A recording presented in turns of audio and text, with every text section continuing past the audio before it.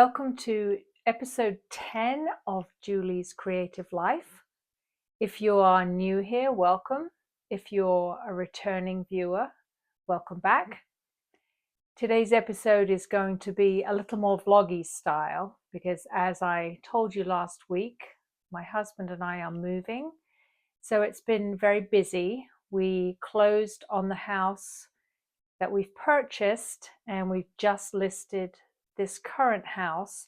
So there's a lot of back and forth between the two properties, packing boxes, getting things ready for showings, cutting the grass in two different locations to keep things looking nice. So it's been a little frenetic. And as a result, there has not been a whole lot of crafting time. So I think I told you last time I was going to use my leftover yarn to complete hopefully a third pair of socks using the haiku yarn, the Kobe Sai. And I'll show you what I have so far. I'm just about halfway through the toe decreases. And I am going to run out of yarn, which is very sad, but that's okay. As long as I can use all of the yarn that I purchased, that would be great. So they're super fun. These are the Rose City Rollers. So they just have a rolled cuff. And I have striped them all the way down. And I changed the yarn for my stripes on the sole of my foot so that you don't see the jog on the side. I'm hoping that won't bother me too much. It should be okay, but let's just talk about the ends that I have to weave in. It's a spaghetti mess of ends, which is not going to be too much fun, but mindless television weaving in of ends I think will be fine. But they're pretty cute. Unfortunately, because I don't have a whole lot of scrap sock yarn left, the yarn that I am going to use does not in any way match what I'm currently using. But I think that's okay. I'm going to wear these in more than likely sneakers, so you won't really see what's happening at the toe. And it's only going to be maybe 3/4 of an inch of this pink color. But I think that's okay. And I will have used up every last scrap of the yarn that I purchased. So that was the goal, and I will have achieved that. So that is really it for my crafting content. Been very busy. I may not get another video up for possibly 3 weeks, we'll see. And I can share my new craft room space with you. Currently there's a giant king bed in there, which we need to find a home for. And then once that's out of the space, we can start slowly moving some smaller pieces of furniture in. We are going to be moving ourselves, which is what we always do. It's a lot of work, but it just feels like we're in control of things a little bit more. So we don't mind the extra work. We're used to it, so that will be fine. So in the meantime, enjoy the rest of this episode. As I said, it's a little more vloggy style, but I hope you enjoy it anyway, and I will see you at the end.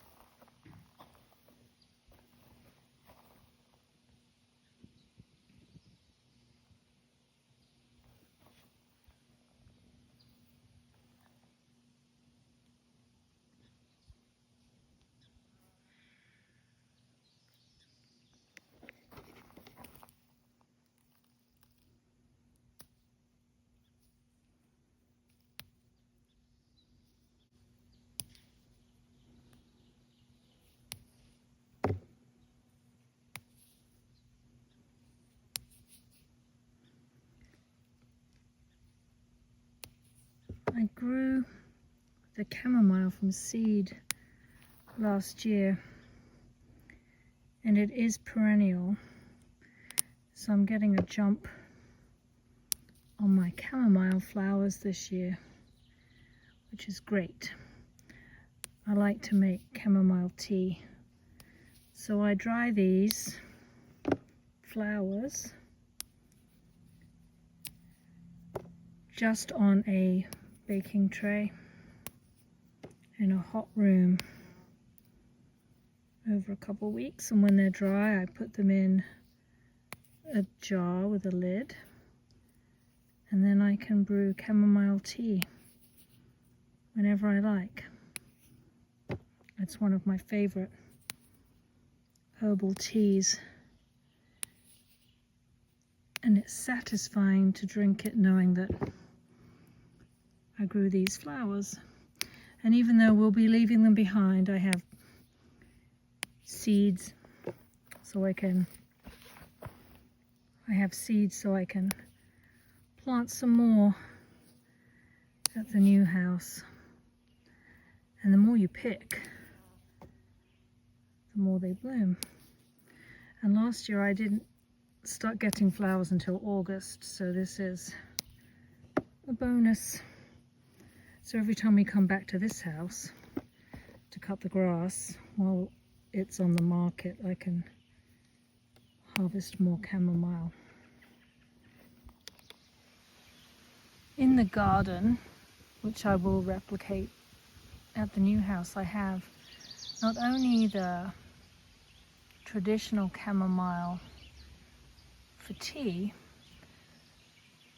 but I also started from seed this kind of chamomile, which is dyer's chamomile, and it's a yellow flower that you can dry and use to dye fabric and yarn, and it took off because these were just planted from seed last year.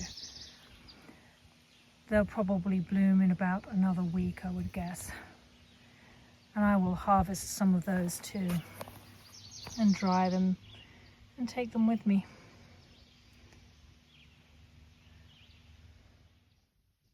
This is a jar of chamomile that I harvested last year. And this is what it looks like when it's dried. And you just need about a tablespoon of the dried flowers in a little tea holder, diffuser, and hot water, and it's delicious. So all I do is take the chamomile flowers and just spread them out on a tray. You can, I believe, dry these in the oven, but I don't bother. My craft room is very hot, and that's where I dried them last year, and it worked out just fine. Just make sure to spread them out so that they have an opportunity to dry really well, and then you can periodically come and rearrange them. But there they are, all ready to dry.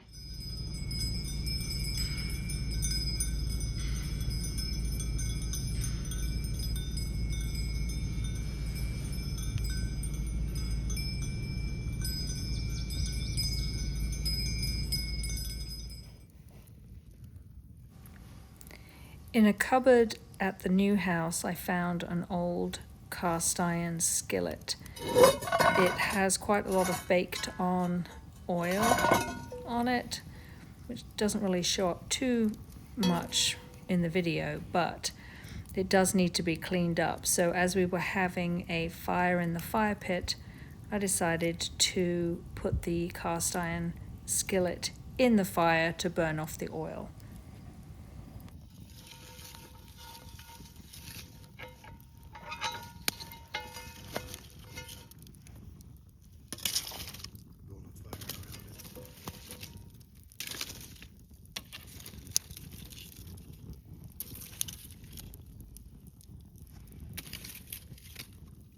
Yep. Everything is ablaze. Okay.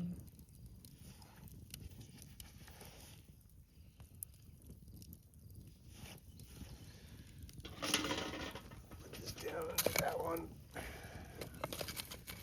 Get ready. Get it ready.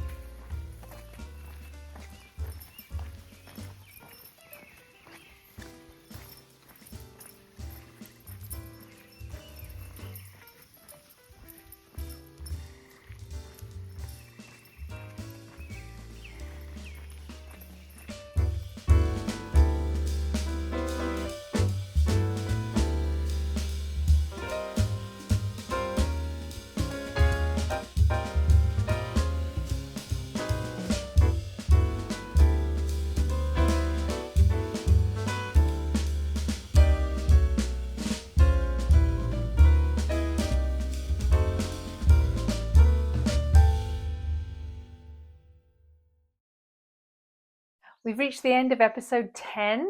Can't believe there have been 10 episodes already. If you enjoyed the episode, please give me a thumbs up and hit the subscribe button if you haven't already.